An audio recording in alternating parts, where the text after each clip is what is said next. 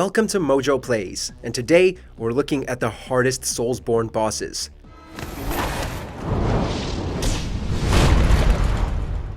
Before we begin, we publish new content all week long, so be sure to subscribe and ring the bell to get notified about our latest videos. For this list, we'll be looking at the most difficult bosses from all of the Souls games, including Bloodborne. These won't necessarily be ranked based on difficulty. Who did you have the most trouble with? Be sure to let us know in the comments below.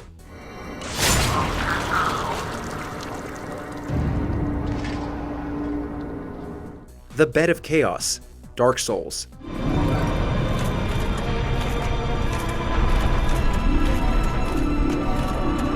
Most Dark Souls bosses are difficult in a fun way. The Bed of Chaos is just stupidly frustrating. It's a poorly designed battle on nearly every front. The random and wide array of moves are hard to pin down, and some of its more powerful attacks, like the scythe arms and fire pillars, do insane amounts of damage.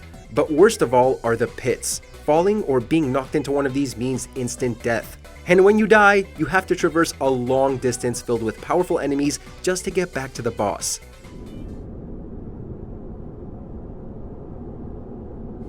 Fume Knight, Dark Souls 2.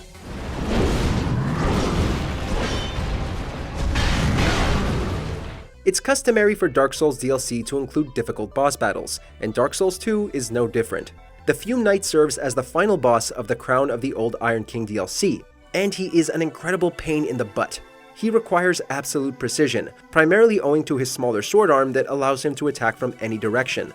He also attacks with insane speed, so there's never a moment to collect yourself, plan, or heal. And that's not even mentioning the statues that allow him to heal, or the fact that many of his attacks, including those involving his elemental sword, do crazy amounts of damage. And then there's the hitbox, which many players find a little questionable.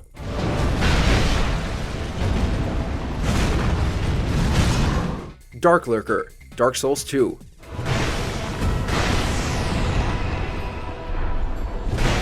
As tough as it is, Darklurker is undeniably one of the coolest boss battles in Dark Souls 2. It has an amazing and threatening design ripped straight out of hellish imagery, and finding it is quite the journey indeed. Darklurker puts up quite the fight, often unleashing powerful projectiles from a distance and bombarding you with melee attacks that diminish your health in no time at all. Things get even more serious in the second half of the fight, as Darklurker splits in two, forcing you to fight both it and its equally as difficult clone.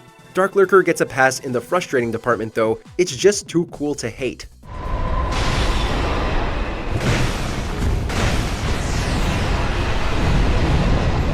Knight Artorias, Dark Souls.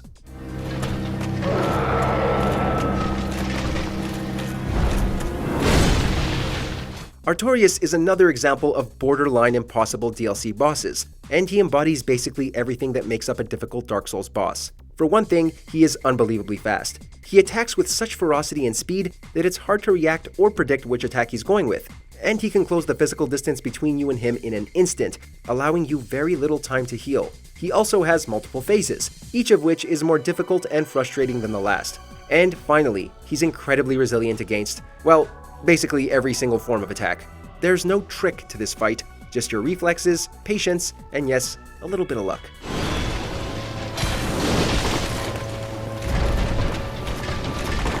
The Nameless King, Dark Souls 3.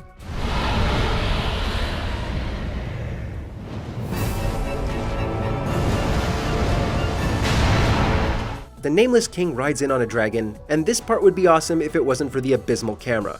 The camera is your true enemy in the first phase of this fight, as it wibbles and wobbles around and never really provides you a clear sense of direction, making dodging nearly impossible. And that's the easy part. When the Nameless King fights you mano a mano, he unleashes a barrage of attacks that hit incredibly hard, including his AoE lightning strikes.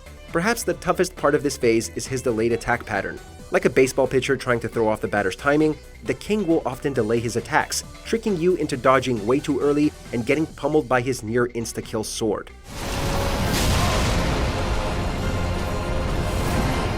Great Grey Wolf Sith, Dark Souls.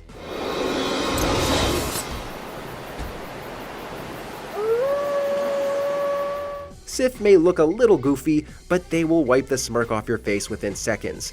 Like many of the hardest Dark Souls bosses, the problem with Sith is its speed and variety of attacks. Sif is very quick and agile, and it will strike you from every single direction. Its attacks also vary in speed, which can certainly trip you up the first couple go-rounds. But the wolf isn't just fast, it's also incredibly powerful, and its sword has crazy range. Just a few smacks is enough to put you down for good, so there's very little margin for error here. Getting used to its attack pattern and speed is paramount to success. Slave Knight Gael, Dark Souls 3. Hand it over, that thing, your dark soul. Slave Knight Gael is technically the final boss of the Dark Souls series, so FromSoft pulled out all the stops. Gael is epic, but he's also so tough that we're pretty sure they're trolling us. He is amazingly fast, attacks from all directions, and his combos are enough to insta-kill you, and make you cry. He also borrowed that annoying delayed attack thing from the Nameless King, making his moves near impossible to dodge. Then there's the fire and range he later gains, the magic and crossbow attacks, and the arena being covered in lightning strikes. All that wouldn't be so bad if it wasn't for Gael's crazy resilient health pool, which makes his endurance a test for the ages.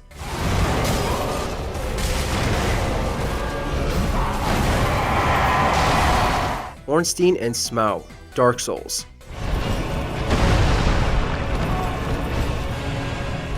We're pretty sure Dark Souls earned its reputation thanks to Ornstein Smough. These two undoubtedly ended many a playthrough. As if fighting one boss wasn't tough enough, this one forces you to battle the equally difficult Ornstein Smough at once. Both would be tough enough on their own, but together they're nigh impossible. They attack at once, and like all great duos, they work together, with Ornstein pecking you from afar with his spear and projectiles, and Smough waddling in close to smack you around with his massive hammer. And just when you celebrate defeating one, you're forced to watch in terror as the other absorbs his life force, making the rest of the fight even harder.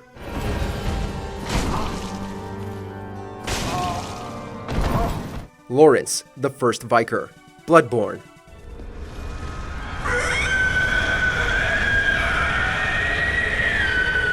Oh, this guy was the worst. If FromSoft weren't trolling with Gael or Ornstein Smough, then they certainly were with Laurence. This fight is extremely harsh and frankly borderline unfair. Laurence is frustratingly fast and his attacks have unbelievable range.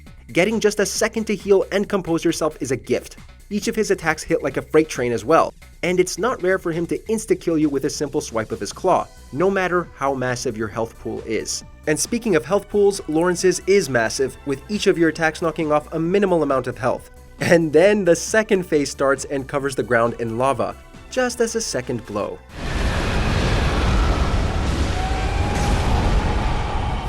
Orphan of Kos, Bloodborne. Widely considered the hardest boss in all of the Soulsborne games, the Orphan of Kos is a terrifying nightmare, quite literally. The first phase is certainly difficult enough, as the Orphan is unrelenting and unimaginably fast in his attacks, leaving you without a moment to breathe or recuperate. God help you if you get caught in one of his infamous combos. And then the second phase starts, complete with projectiles, AoE lightning attacks, and deadly shockwaves that will insta-kill you in a second. Defeating the Orphan of Kos requires all the skills you've accumulated throughout your time with Bloodborne, including speed, parrying, visceral attacks, and returned aggression.